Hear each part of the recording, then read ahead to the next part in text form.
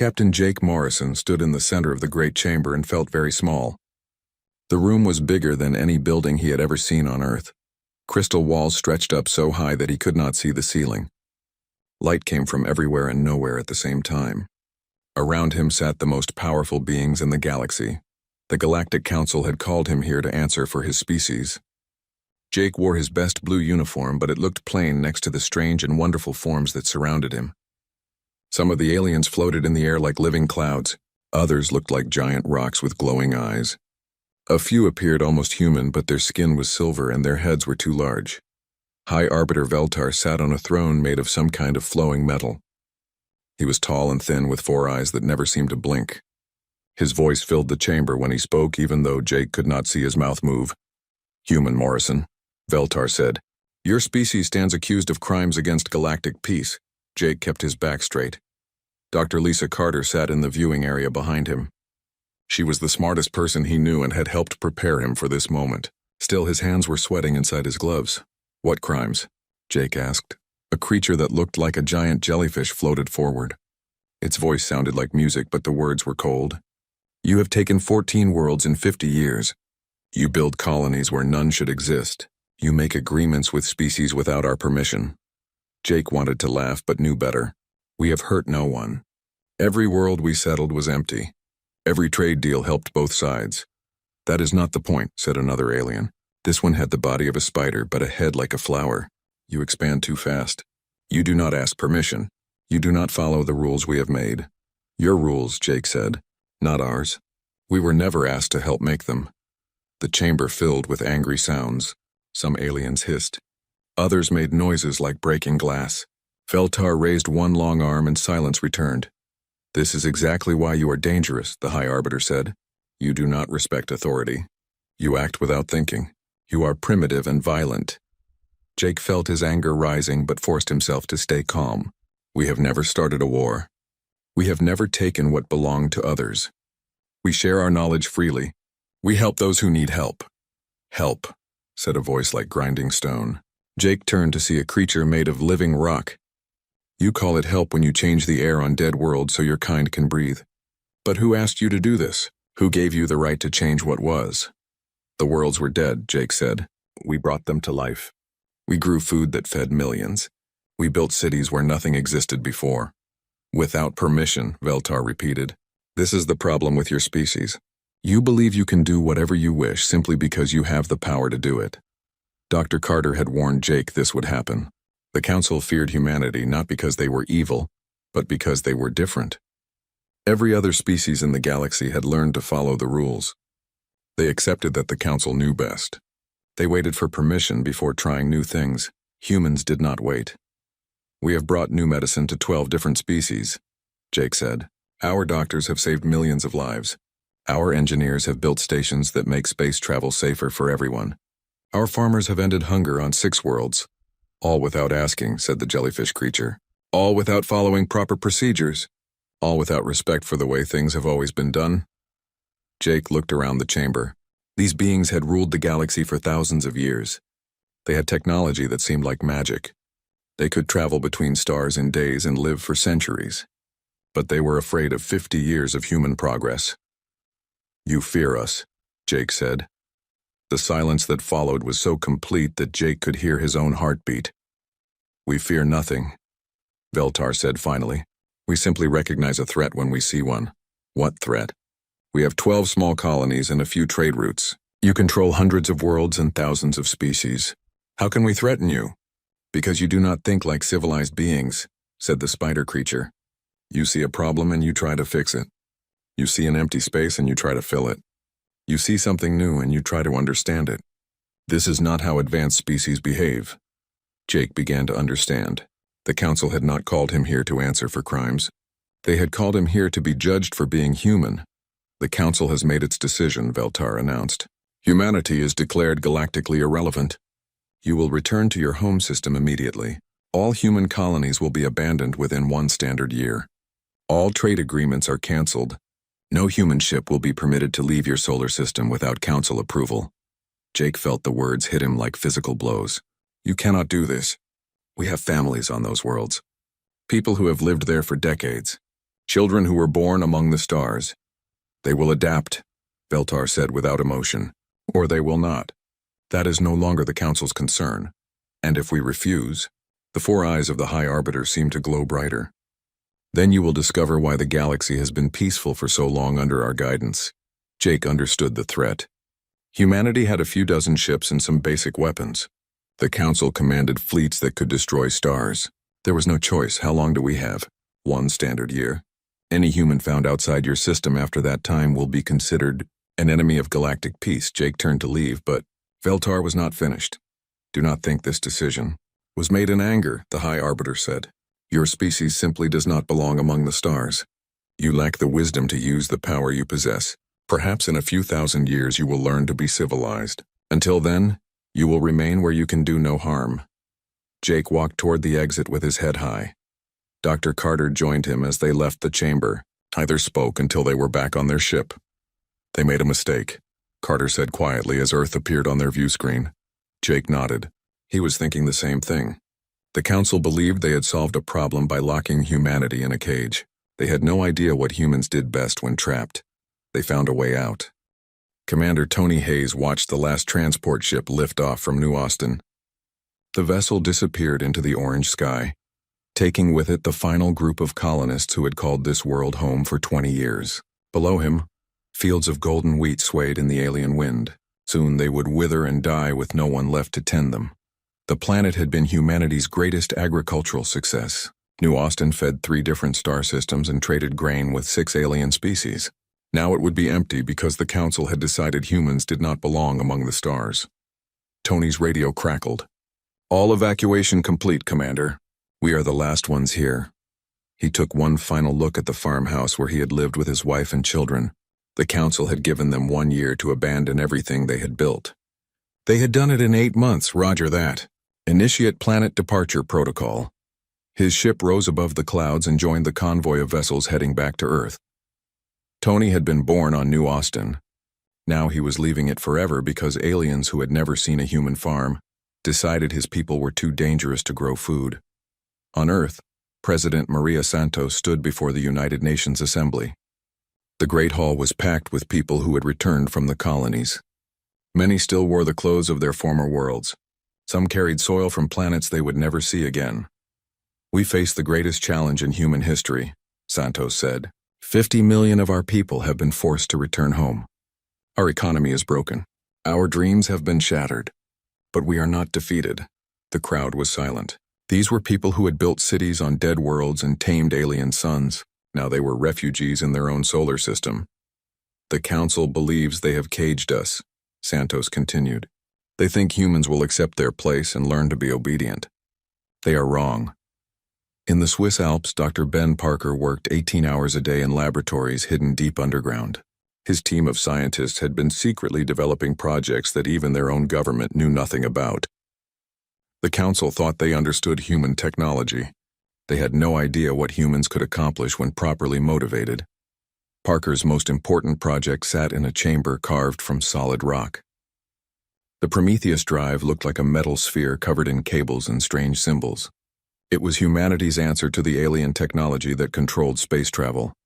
Status report, Parker said to his assistant, Dr. Amy Ross. We achieved stable field generation for 6 hours yesterday, Amy replied. The quantum resonance patterns are holding. Carl thinks we can attempt a full test next week. Carl Hughes looked up from his workstation. The engineer had designed propulsion systems for the first human starships. Now he was building something that would make those ships look like toys. The math works, Carl said. This drive doesn't need the hyperspace lanes the Council controls.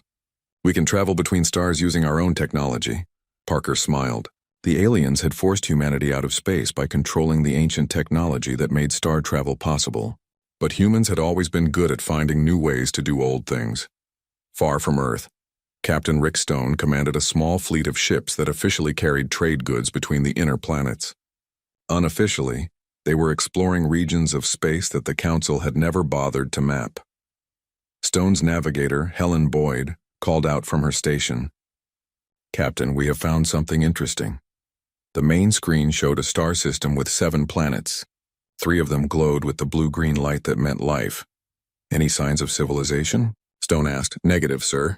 But the planets could support human colonies, and there are asteroid belts rich in metals we need. Steve Grant, the ship's tactical officer, checked his sensors. No council ships within 50 light years, Captain. This entire region seems to be unexplored. Stone made a note in his log. This was the 15th system they had found that the council did not know about. The galaxy was much larger than the aliens believed. There were vast regions of space where humans could build new homes without asking anyone's permission. Set course for the next system, Stone ordered. We have work to do. Back on Earth, families struggled to rebuild their lives. John Peterson had owned a mining operation on Kepler Prime. Now he worked in a factory making the same tools he had once used to extract rare minerals from alien soil. His daughter Kate asked him every night when they could go home. He did not know how to tell her that home no longer existed for them, but in secret meeting rooms around the planet, groups of former colonists gathered to plan their return to space. They called themselves the Free Frontier Foundation. Their leader was Rebecca Walsh, who had been the governor of humanity's most distant colony. The council thinks we will accept defeat, Walsh told her followers. They believe humans can be broken by fear. They have never understood what drives us. Similar groups formed on Luna, Mars, and the outer planets. Former ship captains met with engineers. Scientists shared plans with miners. Slowly, quietly, humanity began to prepare for something the council never expected. Dr. Parker's team made breakthrough after breakthrough. The Prometheus drive worked. Even better, they had found ways to hide ships from the sensors the council used to monitor space. Human vessels could travel unseen using technology the aliens had never imagined. The council, meanwhile, divided up the worlds that humans had abandoned. The Altarians claimed the mining colonies. The Zephyrians took over the research stations. They believed they had solved their human problem forever. High Arbiter Veltar received reports that made him confident in his decision. Human ships had stopped appearing on long-range sensors. Trade between Earth and other systems had ended. The dangerous species that expanded too quickly had been contained. The humans have accepted their fate, he told the council. They understand now that they cannot challenge our authority. If Veltar had been able to see the hidden shipyards being built in the outer reaches of the Sol system, he might have felt differently. If he had known about the drive technology that would soon make his hyperspace monopoly irrelevant, he would have been worried. If he had suspected that Captain Stone's small fleet was actually mapping routes to hundreds of uninhabited star systems, he would have been terrified. But the council had made the same mistake that powerful empires always made.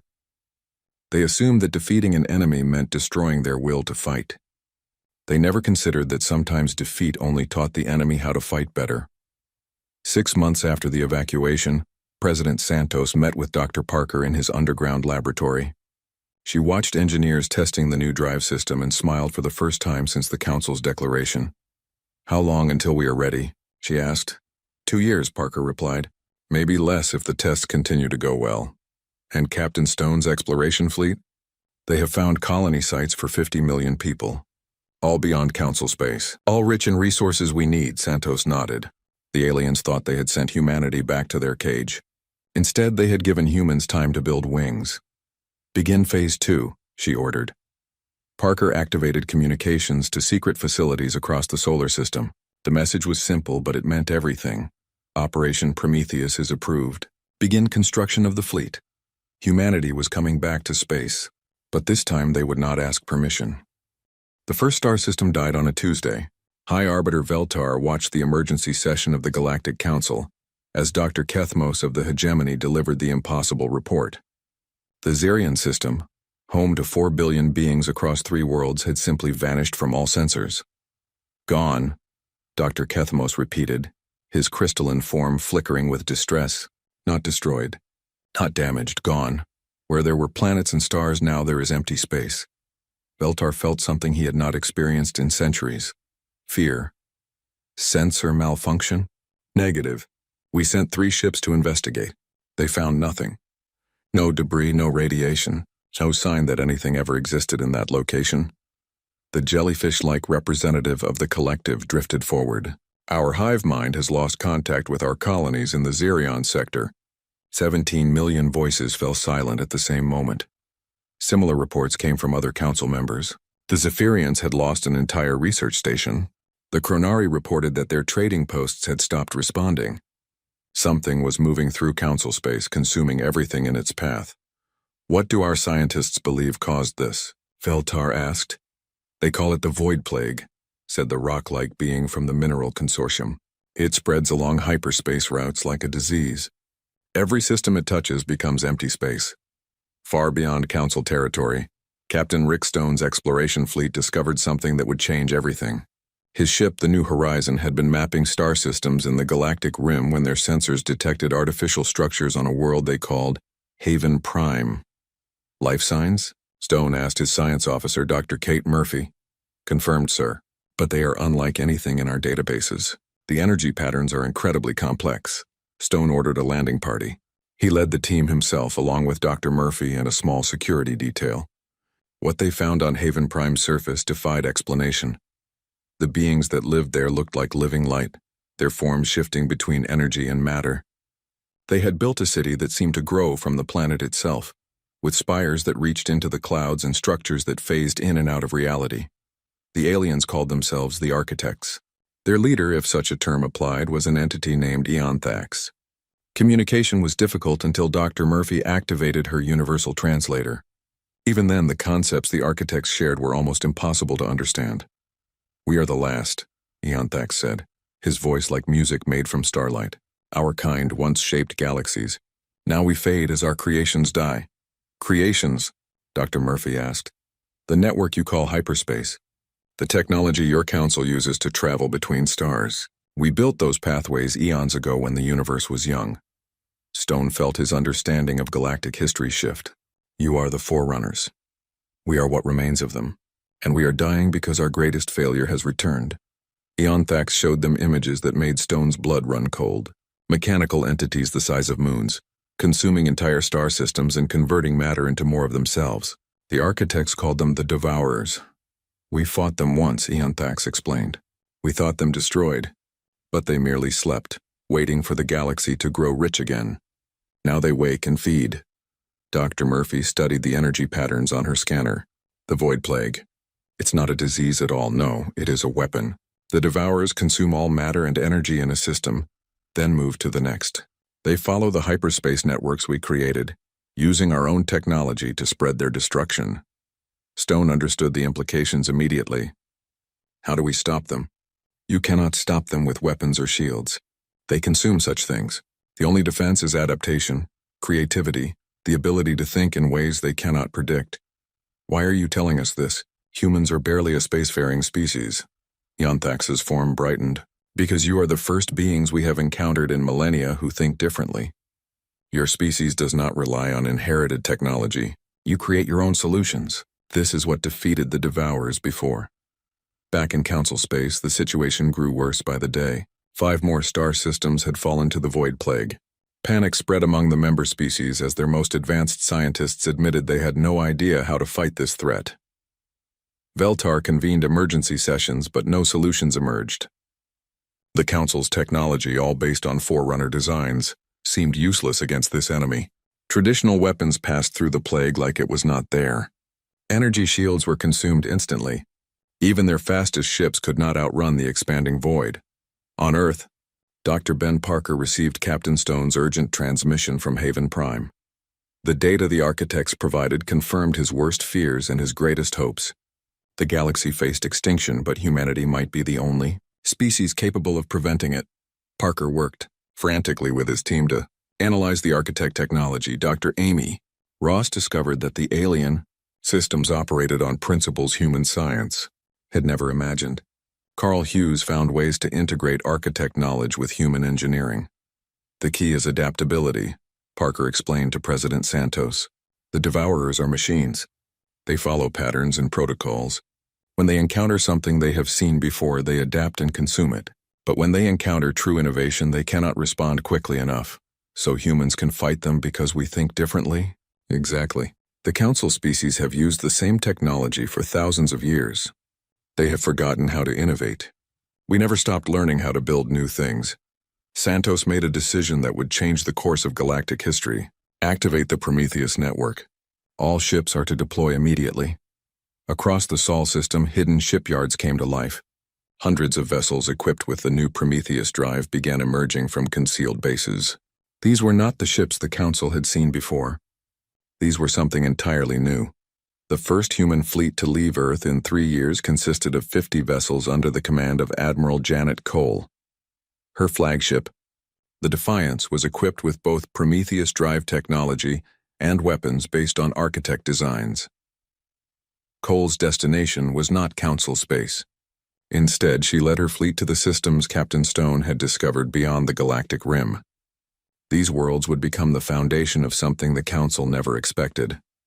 Within hours of the fleet's departure, human ships began appearing in dozens of star systems simultaneously. Colony ships established bases on worlds the Council had never heard of. Industrial vessels began mining asteroids rich in rare minerals. Science ships started building research stations in empty space. The Human Stellar Federation announced its existence to the galaxy with a simple message broadcast on all frequencies. Admiral Cole's voice reached every inhabited world. "This is Admiral Janet Cole of the Human Stellar Federation. We are no longer bound by the Galactic Council's restrictions.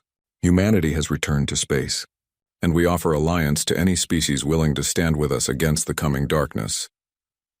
The message reached Council space, just as the Void Plague consumed 3 more star systems. For the first time in their history, the mighty Galactic Council realized they needed help from the species they had declared irrelevant. But by then, humanity was no longer interested in asking for permission. They had built their own civilization in the darkness between stars. They had allies the Council never knew existed. And they possessed the one thing that could save the galaxy: the ability to adapt when everything else failed. The war against the Devourers was about to begin, and humanity would lead it. High Arbiter Veltar watched another star system die. The holographic display showed the Kalos sector, home to 12 billion beings simply fading from existence. Where 3 planets had orbited a yellow sun, now there was only empty space growing larger by the hour. "How many systems have we lost?" he asked Dr. Kethmos. 43 confirmed, the crystalline being replied. "The Void Plague spreads faster than our evacuation efforts. We estimate that half of Council space will be consumed within 6 months." Veltar's 4 eyes dimmed with despair. The Galactic Council had ruled for millennia, but they were helpless against this ancient enemy. Their greatest scientists could not even understand how the Devourers operated, let alone stop them. What about the species we contacted for assistance? The Guardians of the Core refused to leave their protected systems. The Watchers sent only a message saying the young must face their trials. The Deep Dwellers claim this plague cannot reach their hidden worlds. Every great civilization in the galaxy had abandoned the Council in their hour of need. Only one option remained, and it was the most humiliating thing Veltar could imagine. "Send a communication to Earth," he ordered. "Request immediate assistance from humanity." The message reached Admiral Janet Cole at her command center on Haven Prime. She read Veltar's formal request for help and almost deleted it immediately. The Council had declared humans irrelevant and locked them in their home system. Now they wanted humanity to save them from their own mistakes. "Admiral," her aide said, "Earth is requesting instructions on how to respond." Cole's first instinct was simple. Let the Council face the consequences of their arrogance. Let them discover what irrelevance truly meant. But she knew that billions of innocent beings would die if the Devourers were not stopped. "Send this reply," she said. "The Human Stellar Federation acknowledges the Council's request. As they declared us irrelevant, we return the courtesy. Humanity will address this threat in our own way." The message that reached Council chambers was even more devastating than Veltar had feared. Humanity was not going to save them. The species they had dismissed as primitive and dangerous was going to let galactic civilization die, but not everyone agreed with Cole's harsh response. On Earth, Dr. Lisa Carter argued for intervention despite the Council's past treatment. She met with President Santos in the underground facility where humanity's new fleet was being coordinated. "We should help them," Carter said. "Not because they deserve it, but because it's the right thing to do." "The Council made their choice when they exiled us," Santos replied. "They treated us like criminals for the crime of being human. And now billions will die because of their mistake. We are better than this, Maria. We don't let innocent people suffer because their leaders are fools." Santos considered this. The human colonies beyond Council space were thriving. Humanity had allies among younger species that the Council had ignored. The human stellar federation was stronger than Earth had ever been under council rule. They could afford to be generous. What do you propose? Send Admiral Morrison to investigate the affected systems. If we can understand this threat, maybe we can find a way to fight it. Jake Morrison had been promoted to admiral after leading the successful evacuation from council space. His knowledge of both human and alien technology made him the perfect choice for a reconnaissance mission. Morrison's fleet consisted of 12 ships equipped with the new Prometheus drive and shields based on architect technology. His science team included Dr. Amy Ross and engineer Carl Hughes, both of whom had worked on humanity's most advanced projects. Their first stop was the Xerian system, where the plague had first appeared. What they found there defied everything Morrison thought he knew about space warfare. Sensors show massive energy disturbances, reported his science officer, but no physical objects. It's like something is eating space itself. Dr. Ross studied the readings from her workstation. The energy patterns match what Captain Stone found at Haven Prime. These are definitely the devourers the architects warned us about. Morrison made a decision that would have been impossible under council authority. Take us closer. I want to see what we're really fighting. As they approached the edge of the consumed area, Morrison's ship detected something incredible. The void was not empty. It was full of mechanical entities so advanced that human sensors could barely perceive them. They moved through space like living shadows, converting matter and energy into more of themselves. They're beautiful, Dr. Ross whispered, and absolutely terrifying. Morrison activated his ship's new defensive systems. The shields Dr. Parker had developed using architect technology created a bubble of altered space around the human vessel. The devourers seemed to notice them but could not penetrate the barrier. It's working, Carl Hughes reported. They can't adapt to our shields because the technology keeps changing. The architect designs require constant innovation to function properly. Morrison tested his theory by deploying a probe equipped with traditional council technology. The devourers consumed it instantly, analyzing its design and adding its capabilities to their own systems. But when he deployed a probe with human modifications, the mechanical entities studied it for several minutes before finally destroying it. They need time to understand our technology, Morrison realized. If we keep innovating faster than they can adapt, we can stay ahead of them. Meanwhile, Captain Rick Stone's exploration fleets made contact with dozens of species that the Council had never discovered. Many were primitive by galactic standards, but they possessed something that advanced civilizations had lost. They were still learning, still growing, still capable of genuine innovation. Stone began forming what he called the Free Alliance. Species that had never heard of the Galactic Council joined with humanity to face the devourer threat. They brought fresh perspectives and new ideas that even human scientists had not considered. The breakthrough came when Morrison's team successfully cleansed a small asteroid field that the devourers had partially consumed. Using continuously adapting shields and weapons that changed their operating principles every few seconds, human forces were able to drive back the mechanical entities. The success was broadcast across the galaxy. For the first time since the plague began, someone had fought the devourers and won. High Arbiter Veltar received the reports with a mixture of relief and humiliation. The species he had dismissed as irrelevant had accomplished what the Council's greatest minds could not. Humanity was proving that they belonged among the stars by saving the very civilization that had rejected them. Send another message to Admiral Cole, Veltar ordered. Offer her anything she wants in exchange for their help. But Cole's response was not what the Council expected. Instead of demanding tribute or territory, she proposed something that terrified the established powers of the galaxy. The Human Stellar Federation will share our anti-devourer technology with any species willing to join the Free Alliance. We will help evacuate threatened populations and establish new colonies beyond devourer reach. In exchange, the galaxy must accept a new order based on cooperation rather than control. The old system was ending. The Council's monopoly on power was broken. Species that had been ignored for millennia suddenly found their voices heard and their innovations valued.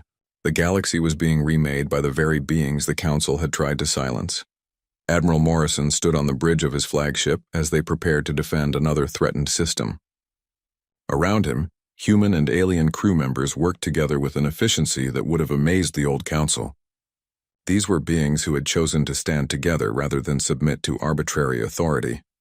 All ships report ready, Admiral, his communications officer announced. Morrison nodded. The war against the Devourers was far from over, but humanity had proven something important. Innovation and adaptation could triumph over any threat, no matter how ancient or powerful. The galaxy was learning what it meant to be human, and the Council was discovering the price of calling irrelevant the one species that could save them all. High Arbiter Veltar stood in the half-empty Council chamber and felt the weight of his failures. 6 of the 12-member species had fallen to the Void Plague. Their representatives' chairs sat empty, silent reminders of civilizations that had existed for millennia before being consumed in mere days. The remaining Council members looked broken. The proud Altarian Empire had lost half its worlds. The collective's hive mind was fractured and weak. Even the ancient Chronari, beings of living stone who had thought themselves immortal, now faced extinction. A new ship appeared on the docking bay sensors. Unlike the desperate vessels that had fled here seeking refuge, this one moved with purpose and confidence. The HSF Sovereign, flagship of the Human Stellar Federation, requested permission to dock. Admiral Jake Morrison walked into the Council chamber 3 years after being humiliated in this same room. But everything had changed. He wore the uniform of the Federation, not Earth. Behind him walked representatives from a dozen species that the Council had never bothered to contact. These were the members of the Free Alliance, the coalition that humanity had built in the darkness beyond galactic civilization. Dr. Lisa Carter carried the formal terms for ending the crisis. She had spent months negotiating with leaders from both the old Council and the new Alliance. The document she held would reshape the galaxy forever. The terms are simple, Carter announced. Humanity will share our anti-plague technology and coordinate the defense of threatened systems. In exchange, the old galactic order ends today. Veltar wanted to object, but he had no strength left for pride. His people were dying. Half the galaxy was already gone. Humanity offered the only hope for survival. "What do you want from us?" he asked. "Nothing," Morrison replied. "We want you to join us. The Free Alliance is open to any species willing to work together as equals. No one rules over others. No one decides who belongs among the stars." The terms Carter presented were more generous than any Council member had expected. Humanity would help evacuate populations from threatened worlds. They would establish new colonies in safe systems beyond Devourer reach. They would share technology and knowledge freely with anyone who asked. But in return, the galaxy would be reorganized. The Council's control over hyperspace travel would end. Their restrictions on trade and exploration would be lifted. Most importantly, younger species would have equal voices in galactic governance. "This is madness," protested the hegemony representative. "Giving primitive species equal representation will lead to chaos. More chaos than half the galaxy being consumed by ancient machines?" Morrison asked. "Your way of doing things nearly led to the extinction of all life. Maybe it's time to try something different." Captain Rick Stone was already implementing the new order. His fleets, now openly flying Federation colors, had established jump gate networks that bypassed Council-controlled routes. Trade flowed along new pathways, enriching species that had been isolated for centuries. The transformation was remarkable. The artistic Melodians, previously ignored by the Council, contributed cultural innovations that inspired breakthrough technologies. The warrior Draknari provided security for exploration missions into dangerous regions. The analytical synthetics offered computational support that helped solve complex engineering problems. Dr. Ben Parker oversaw the deployment of anti-plague defenses across the galaxy. His teams worked alongside alien scientists, but the technology required human creativity to function properly. Each installation had to be customized and continuously adapted, ensuring that humanity remained essential to galactic survival. "The key is never stopping innovation," Parker explained to a mixed group of human and alien engineers. "The moment we become predictable, the Devourers will adapt to counter us. We have to keep changing, keep growing, keep thinking of new solutions." The old Council struggled to accept their reduced status. Species that had commanded respect for millennia now found themselves as equals with civilizations they had previously dismissed. Some adapted to the new reality. Others retreated to their core worlds and refused to participate. President Maria Santos addressed the first meeting of the reformed Galactic Assembly from its new headquarters on Haven Prime. The ancient architect city had been rebuilt as a symbol of cooperation between old and new civilizations. Human engineers worked with architect energy shapers to create something beautiful and functional. "We gather not as rulers and subjects," Santos said, "but as partners in the greatest endeavor any of us has ever attempted. We will build a civilization that values innovation over tradition, cooperation over control, and growth over stagnation." The assembly hall was filled with beings who would never have met under the old system. Primitive species sat beside ancient civilizations. Humans worked with aliens who thought in ways no other species could understand. It should have been chaos, but somehow it worked. 6 months after the new accords were signed, the results spoke for themselves. The void plague had been stopped in 4 different sectors. Evacuation efforts had saved billions of lives. New colonies were being established at a rate that dwarfed anything the old council had achieved. High Arbiter Veltar found Admiral Morrison in the observation deck of Haven Prime Station. Below them, human and alien children played together while their parents worked on projects that would benefit the entire galaxy. "We underestimated your species," Veltar admitted. "We saw your rapid expansion and assumed conquest. We feared your violence and missed your creativity. We were wrong about everything." Morrison watched a human child teaching an alien friend how to throw a ball. "You made the same mistake every established power makes. You confuse strength with wisdom and order with progress. And now we're all learning together. The galaxy is bigger and stranger than any of us imagined. There's room for everyone who's willing to help build something better." The transformation was not without problems. Some species struggled to adapt to the new freedoms. Pirates and raiders took advantage of the changing order to attack isolated systems. The Devourers, while contained, remained a constant threat that required eternal vigilance. But the Free Alliance proved remarkably good at solving problems. When the Meridian system was attacked by raiders, a mixed fleet of human and alien vessels responded within hours. When the synthetics discovered a new type of devourer entity, scientists from 6 different species worked together to develop countermeasures. Captain Stone's exploration fleets pushed deeper into unexplored space, always accompanied by representatives from multiple species. They found wonders that no single civilization could have discovered alone. Ancient ruins left by species that had transcended physical existence. Living worlds that were actually vast organisms capable of thought. Technologies that operated on principles that challenged everything they thought they knew about physics. The old council had been content to manage what they controlled. The new alliance was determined to discover what lay beyond their reach. Dr. Carter stood in her office on Earth, now serving as the Federation's Secretary of Galactic Affairs. Through her window, she could see ships from dozens of different worlds docked at the orbital stations. Humans and aliens worked side by side, building a future that neither could have imagined alone. A message from the frontier caught her attention. Admiral Morrison's fleet had made contact with something incredible. A species of living energy that existed in the space between galaxies. They called themselves the Eternals, and they had been watching the Milky Way for millions of years. The Eternals' message was simple but profound. "You have become worthy of attention. Your species shows promise. Perhaps you are ready to join the greater community that exists beyond your small galaxy." Carter smiled as she drafted a response.